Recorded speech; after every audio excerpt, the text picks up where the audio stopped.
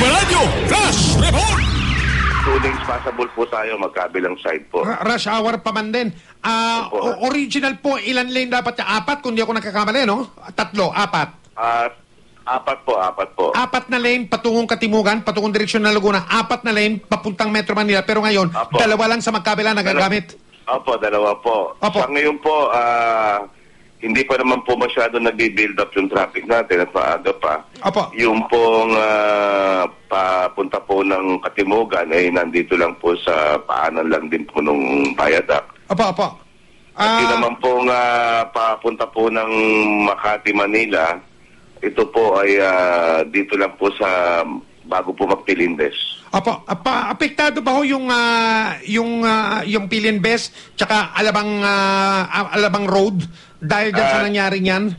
Sa ngayon po, hindi naman po naapektuhan pa. Ganon. O sige po. Anong mga oras po kaya matatanggal dyan yung mga sasakyan na yan sa magkabilang dako? Nandun na po yung magkabila po, nandun na po yung mga tauhan natin, ano? At ginagawa na po yung rescue operations. Siguro po mga 10-15 minutes totally po matatanggal na po yan. Marami pong salamat sa impormasyon na yan, Mr. Nepomuceno. Magandang umaga po sa inyo dyan, ha? Magandang umaga po. Apo. Good morning po. Okay, sige nung Nepomuceno, ang Vice Presidente for Operations ng Skyway. Pambihirang pangyayari to. Magkabila.